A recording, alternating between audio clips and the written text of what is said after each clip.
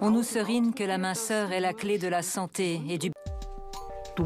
Tu dois mincir parce que tu te sentiras mieux, parce que tu pourras t'habiller autrement, parce que tu seras plus jolie. Oui, c'est bien. Magnifique. C'est mon corps.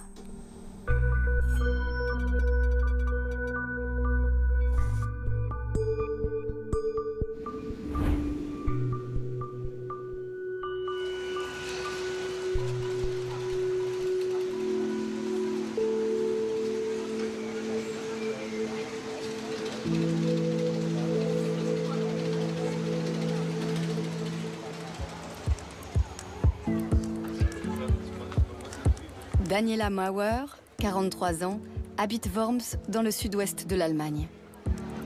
Elle mesure 1,67 m et pèse 98 kg. Depuis l'adolescence, elle bataille avec son corps pour contrôler son poids.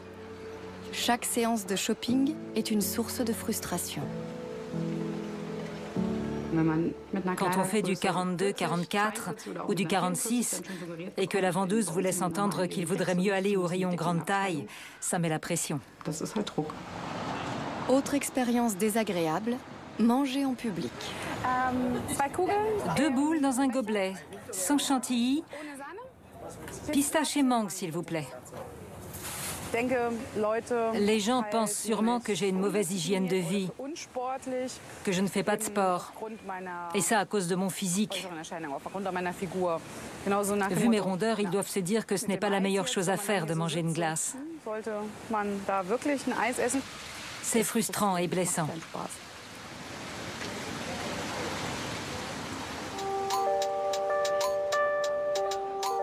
La minceur est synonyme de beauté. C'est du moins ce que martèle la publicité, l'industrie de la mode, les médias et les millions d'images qui circulent sur Internet. Tous les jours, les femmes sont confrontées à des modèles auxquels elles sont censées se conformer. Toutefois, des études ont montré que de moins en moins de femmes correspondent à cet idéal. En Allemagne notamment, près de la moitié de la population féminine serait en surpoids. Les Allemandes font en moyenne une taille 46. Comment vit-on en tant que femme quand on a constamment sous les yeux l'idéal de minceur véhiculé par la société, alors qu'on en est soi-même très éloigné?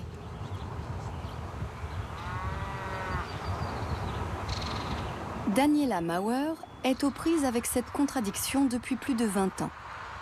Autrefois, sa grand-mère lui disait souvent qu'elle était trop grosse, mais venant d'un proche, ses remarques restaient sans effet.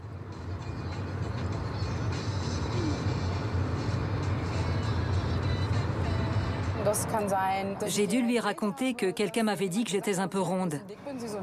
Ce à quoi elle a répondu que les gens n'avaient pas tout à fait tort. Et quand j'ai eu un souci au genou, elle m'a dit que ça me ferait sûrement du bien de perdre un peu de poids. Elle-même est très mince, elle a toujours eu la ligne.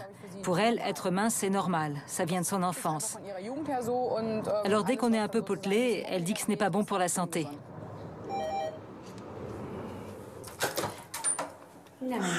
Hallihallo. Grüß dich. Daniela va rendre visite à sa grand-mère, Wilfriede Schmidt. Elle sait qu'au fond, la vieille dame ne veut que son bien.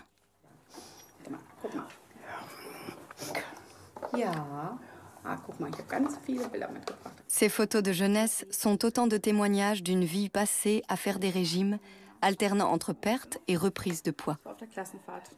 Elles illustrent le combat mené par Daniela depuis des décennies pour tenter de mincir et d'obtenir la reconnaissance de sa famille et de la société. Là, tu avais la ligne. Tu te souviens de cette période? Oui.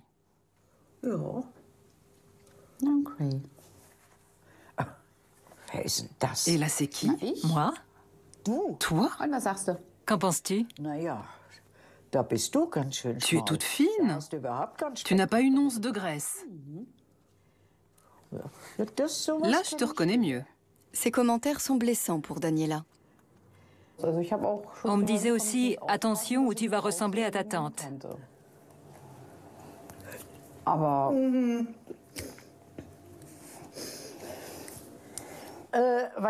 Tu sais, quand elle avait ton âge, Elle avait déjà l'air plus vieille que moi. Contrairement à moi, elle était comme ça. Et elle ne prenait pas soin d'elle. J'avais l'impression que le matin, elle ne se regardait pas dans la glace quand elle se peignait. C'était toujours pareil. Quand je perdais du poids, mes proches se réjouissaient. Quand j'en reprenais, on ne me disait rien du tout. On me faisait des compliments seulement quand j'avais minci. Ronde et belle, deux qualificatifs incompatibles? C'est en tout cas ce qu'a ressenti Daniela durant des années.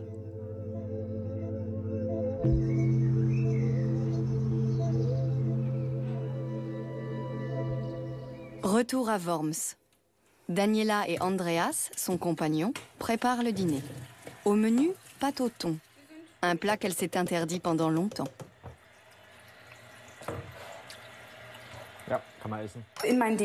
En période de régime, les pâtes, c'était complètement tabou. J'avais fait une croix dessus. Je mets tout? Oui, vas-y. J'ai tout essayé, à commencer par les monodiètes de riz, de pommes de terre. J'ai essayé aussi les poudres coupe-fin, accompagnées juste de salade et de protéines. Daniela n'a pas échappé à l'effet yo-yo. Après chaque régime, elle reprenait les kilos perdus, auxquels s'ajoutaient quelques autres, liés à son travail sédentaire et à son manque d'activité physique. Avec les hommes, elle n'a jamais eu beaucoup de succès, jusqu'à ce qu'elle rencontre Andreas il y a 5 ans. C'est bon d'avoir un compagnon qui, plutôt que de se ficher complètement de votre apparence, vous accepte comme vous êtes. Et vous disent, peu importe ton poids, tu es sexy, rayonnante et j'aime sortir avec toi. Je n'ai aucun problème à m'afficher avec toi, je ne te cache pas. J'assume le fait que tu sois ma compagne. Ça fait du bien et ça rend plus forte, c'est sûr. Le goût, ça va, mais la consistance n'est pas terrible. Aujourd'hui, elle porte de nouveau des jeans plus serrés, des t-shirts plus près du corps. Avant, elle se cachait dans des vêtements très amples, mais plus maintenant.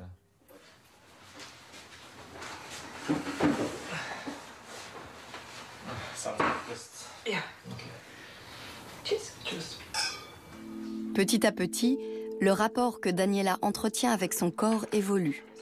Elle a décidé de se réconcilier avec lui et de se voir telle que la voit son compagnon, belle et attirante, indépendamment de son poids.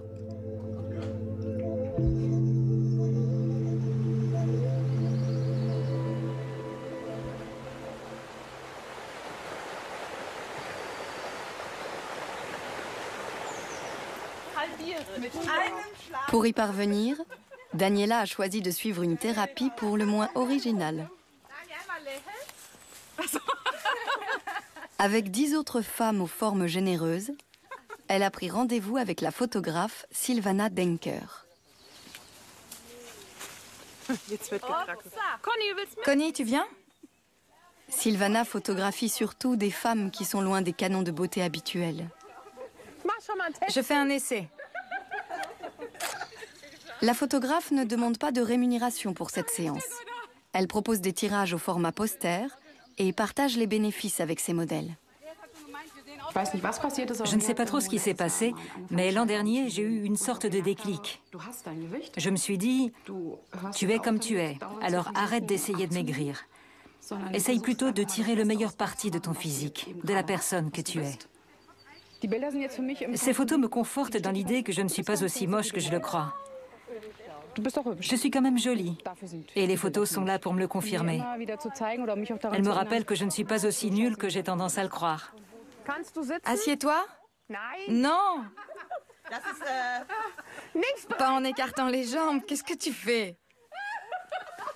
Pour ces femmes qui sont mal dans leur corps depuis des années, cela demande du courage de se dénuder entièrement devant l'objectif. Relève un peu la tête et tourne-la un tout petit peu. Descends un peu ton pied. Ouais. Remonte ta main gauche sur ta jambe, comme ça tu caches aussi ta poitrine. Penche la tête vers l'avant et regarde un peu vers le haut. Daniela est nerveuse. C'est bientôt à son tour et elle se sent mal à l'aise. Certains jours, ce n'est pas la grande forme, comme ce matin. On se force un peu à sortir de chez soi, mais on n'est pas vraiment dans son assiette. On se sent trop potelée, trop grosse, pas assez jolie. Mais bon, le rendez-vous avec Silvana était déjà fixé. Je pouvais difficilement me défiler. En tout cas, je lui fais confiance pour me mettre en valeur, pour que j'ai l'air jolie sur la photo. Il y a des sangliers par ici. C'est moi.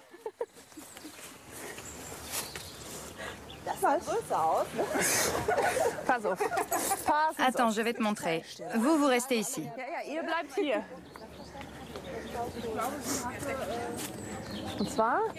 Tu pourrais t'allonger ici avec la tête posée sur le bras, comme ça.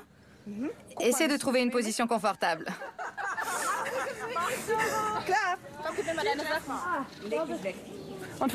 Mets ton visage un peu dans l'ombre.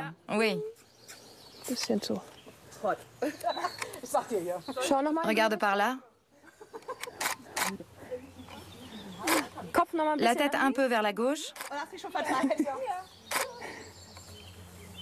Ouais, ça va être bon. Encore une. Je vérifie, mais je crois que c'est bon. Joli, non? Oui, super. On ne voit même pas que c'est inconfortable. Non, c'était super douillet.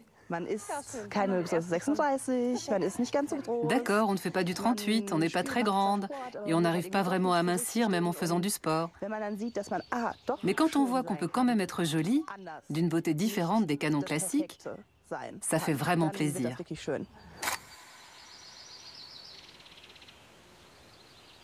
Je la fais comme ça. Oui, jolie. Là, c'est bien aussi. Super.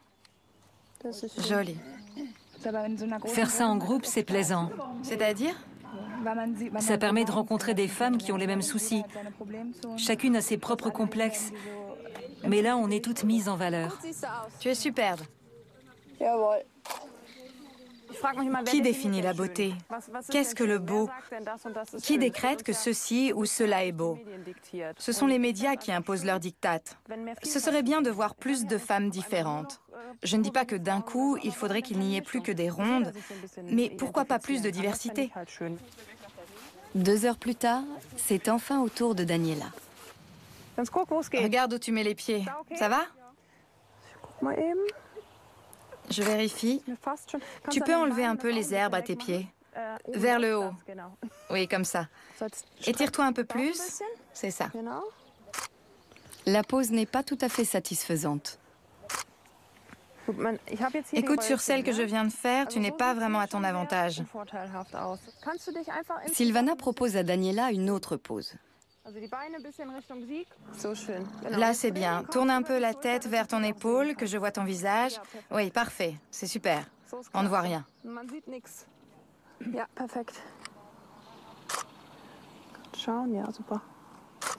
Étire un peu plus ton menton. C'est bon. C'est presque fini. Après, je regarderai les photos pour voir celles qui me plaisent.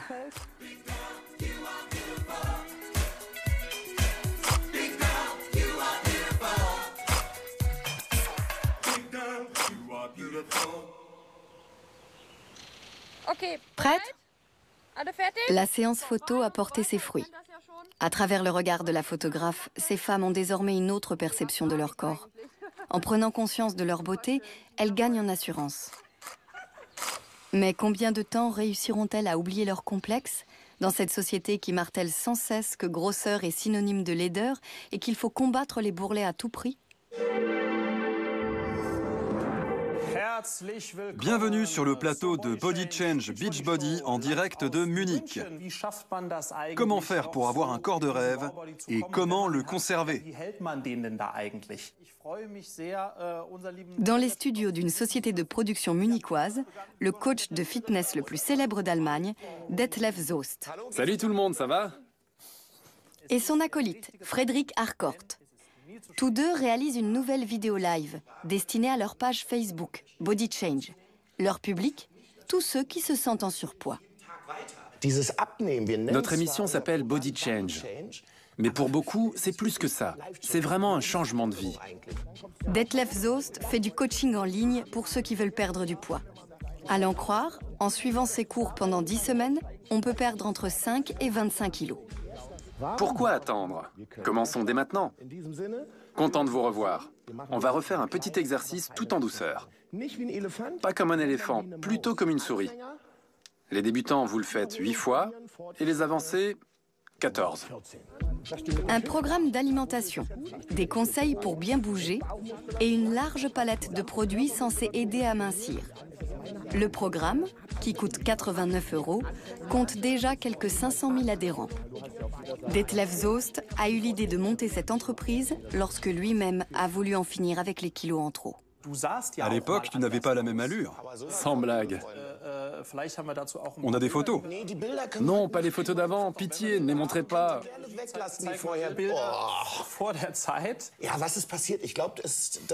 En fait, il m'est arrivé ce qui arrive à beaucoup de gens quand ils commencent à être trop enrobés. J'étais en vacances dans les Caraïbes et je jouais au beach volley sur la plage avec des copains. À l'époque, je faisais 32 kilos de plus et quand je sortais de mon bain ou de ma douche, j'étais du genre à tourner le dos au miroir quand je me séchais, pour ne pas voir la misère. Pour jouer au beach volley, je portais un t-shirt. Mais il faisait tellement chaud que je transpirais comme un bœuf. Alors je l'ai enlevé. Je me suis dit, personne ne te connaît ici, c'est pas grave. À un moment, j'ai sauté pour plonger sur le ballon. Et je me suis affalé dans le sable. Après, je me suis relevé. Imagine la scène. J'étais dans le sable, et au moment où je me suis redressé, dans cette position, j'ai vu que ça pendouillait de partout. Tu vois, là où il n'y a plus rien maintenant. Un de mes copains m'a photographié de profil et m'a montré la photo. Là, j'ai vraiment pris une claque. Et je me suis dit, maintenant ça suffit. Il faut que ça change. Après l'émission, nous avons demandé à Detlef s'il approuvait que la minceur soit imposée comme l'idéal dominant. Mais il n'a pas souhaité que nous diffusions cette partie de l'interview. Ça me fait plaisir de te voir. Body Change ne prône pas la minceur à tout prix, mais fixe plutôt comme objectif d'atteindre son poids de bien-être, sauf en cas d'obésité, comme le précise le site internet. Patrick pesait 143 kilos. Comme les médecins le lui avaient conseillé, il a alors entrepris un régime. Grâce au programme de Detlef Soest, le jeune homme de 26 ans a réussi à perdre plus de 50 kilos. Aujourd'hui, il est accueilli en héros sur le plateau de l'émission. Aujourd'hui, tu te sens sûrement en meilleure santé. Oui, bien sûr. Plus équilibré, en tout cas. Absolument. Ton reflet dans le miroir te plaît. Oui, ça fait plaisir de se voir comme ça. C'est ce que je disais. On prend un nouveau plaisir à se regarder. On ne ferme plus les yeux. Tu es un modèle pour tous ceux qui nous regardent. Ravi de t'avoir revu. Continue comme ça. Tu es au top. Merci d'être passé nous voir. Pour Detlef Soest, le poids de bien-être est bel et bien synonyme de minceur. Le coach fait des centaines de milliers d'adeptes et ses affaires sont florissantes. En 2014, Body Change a réalisé un chiffre d'affaires de près de 7 millions d'euros entre le programme de régime en ligne et plus de 600 produits dérivés comme les boissons minceurs, les livres de recettes I Make You Sexy et les pâtes aux lentilles. L'entreprise ne dévoile pas de chiffres plus récents. Un grand merci et à très bientôt. Merci de nous avoir suivis. Félicitations et salut à vous tous. Ciao.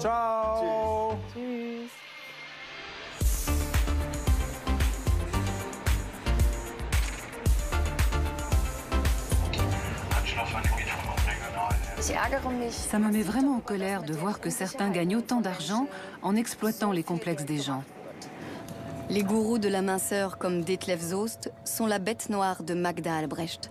Militante contre le culte de la minceur, elle écrit actuellement un livre qui sera publié début 2018. Meine Damen und Herren, außerplanmäßig erreicht unser Zug Hannover Hauptbahnhof heute auf Gleis 7. Son titre, Fashionista, ronde et heureuse dans la vie. En voici un extrait. Ce livre est dédié à tous ceux qui en ont marre des publicités pour les régimes et des comptages de calories, et à ceux qui comptent les calories mais se demandent souvent pourquoi. C'est un livre pour les minces qui se trouvent trop gros, et pour les gros qui se verront accorder dans les prochaines pages le respect qu'on leur témoigne trop rarement. Ce livre célèbre les gros complexés et décomplexés, les sur-deux et les timides. Magda milite pour que les personnes en surpoids soient acceptées par la société. S'il est admis que l'obésité est un facteur de risque pour la santé et qu'elle est souvent à l'origine de maladies comme les troubles cardiaques ou le diabète, Magda reste évasive sur la question. Elle veut lancer un débat culturel et non médical.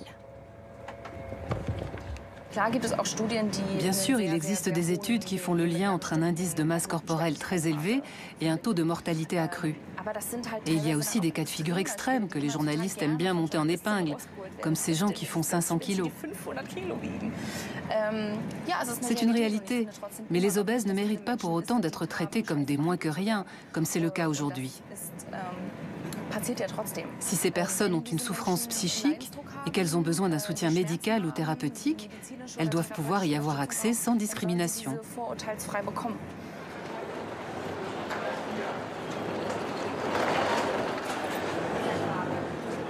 C'est pour défendre ce point de vue que Magda parcourt toute l'Allemagne. Elle intervient dans des colloques et auprès des services sociaux et d'établissements d'enseignement supérieur, comme ici, à l'université Leuphania de Lüneburg.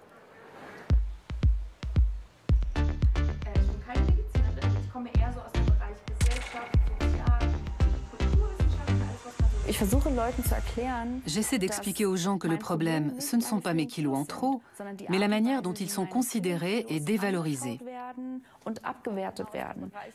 Cela éveille l'intérêt des étudiants.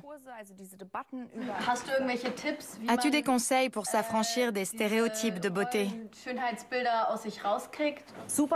Très bonne question. En fait, il faut savoir que le travail sur l'image qu'on a de son propre corps, en termes de bien-être ou de mal-être, c'est un processus de longue haleine qui peut prendre des années, voire des décennies. Aussi, chaque personne mérite de développer un regard bienveillant sur elle-même et sur les autres. Magda est particulièrement critique à l'égard de la notion d'IMC, l'indice de masse corporelle. Elle s'en explique auprès de son public, majoritairement féminin. L'IMC est utilisé par les médecins pour déterminer la corpulence d'une personne en fonction de sa taille et de son poids. En Allemagne, un IMC trop élevé peut avoir de graves conséquences. En 2007, 3 futures enseignantes se sont vues refuser la titularisation en Rhénanie du Nord-Westphalie en raison de leur poids. Selon le médecin conseil, il faudrait qu'elles atteignent un IMC inférieur à 30 pour minimiser le risque de maladies liées au surpoids. Pour vous donner un ordre d'idée, je pourrais être une de ces personnes, car mon indice de masse corporelle est supérieur à 30. L'IMC, c'est totalement rétrograde. S'appuyer sur cette valeur soi-disant objective pour déterminer si une personne est en bonne ou en mauvaise santé, cela s'avère souvent complètement absurde. Je souhaiterais que l'IMC ne soit plus un critère utilisé pour juger de la santé des gens.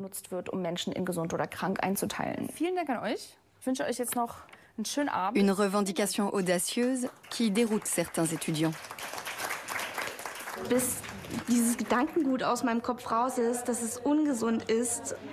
Pour me faire sortir de la tête qu'être obèse, c'est mauvais pour la santé, il faudrait bien plus qu'un exposé.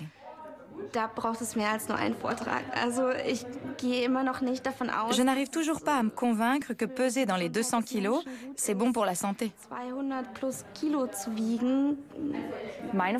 La question que je me pose, c'est plutôt, est-ce qu'on ne peut pas être à la fois ronde et belle, ronde et en bonne santé, ronde et heureuse dans la vie?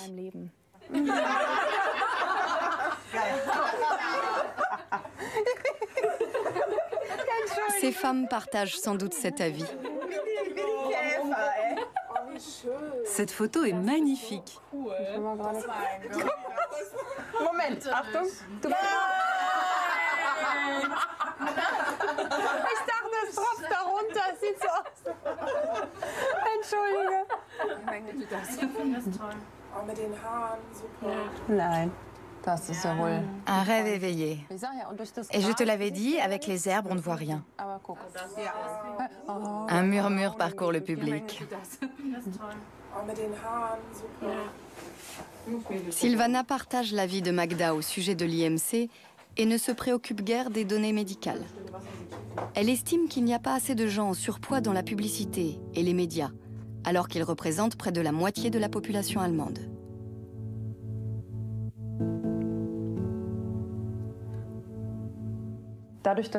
À force de ne voir que des photos retouchées dans les médias, on en oublie l'image des corps tels qu'ils sont dans la vraie vie. On ne voit plus que des images retravaillées qui ne reflètent pas du tout la réalité.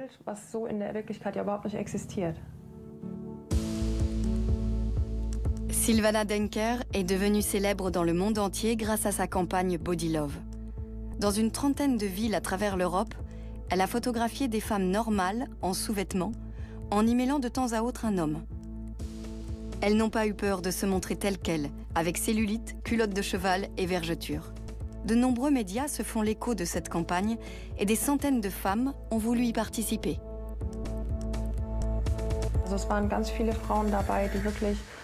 Beaucoup d'entre elles étaient en train de se chercher. Elles étaient en quête d'épanouissement personnel, elles voulaient prendre confiance en elles et espéraient bien que ce projet les y aiderait.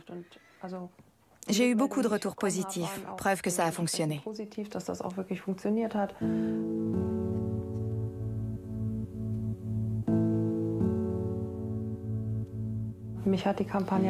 J'ai beaucoup changé moi aussi à travers cette campagne. Elle m'a ouvert de nouvelles perspectives et m'a aidé à mieux m'accepter, parce que j'ai moi-même vécu une période difficile. J'en étais arrivée à me haïr alors que je faisais une taille 40, c'est vous dire. Aujourd'hui, je m'accepte comme je suis. À chaque nouvelle séance, les modèles prennent davantage confiance en elles.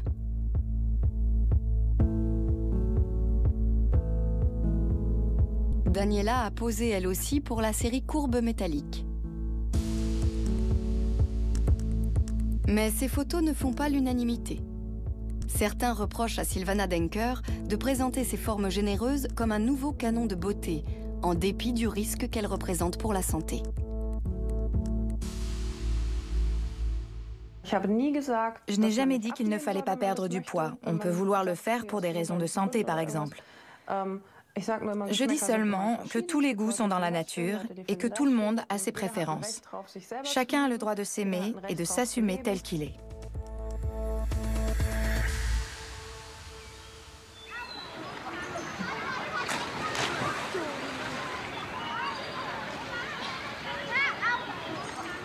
Voilà précisément ce que Daniela tente de faire.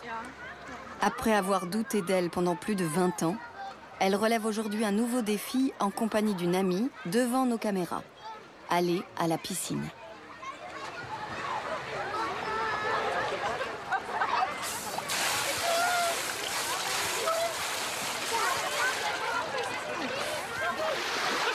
La dernière fois qu'elle a porté un bikini, elle pesait 70 kilos. C'était il y a plus de 10 ans.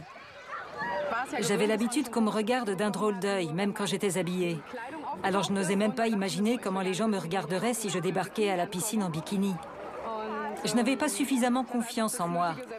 J'ai gagné en assurance grâce aux séances photos avec les filles.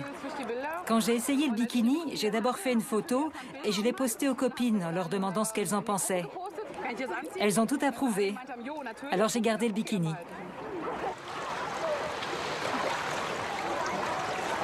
C'est pas si terrible que ça. J'enrage quand je pense au temps que j'ai gaspillé à vouloir perdre du poids quand j'étais ado et jeune adulte. J'aurais pu faire des choses bien plus intéressantes.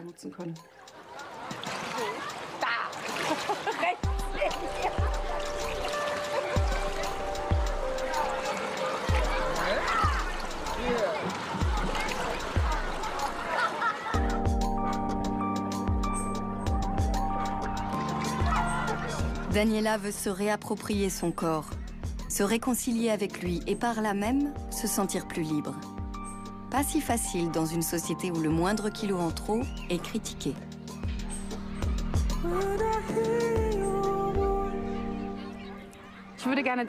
J'aimerais me sentir bien tous les jours.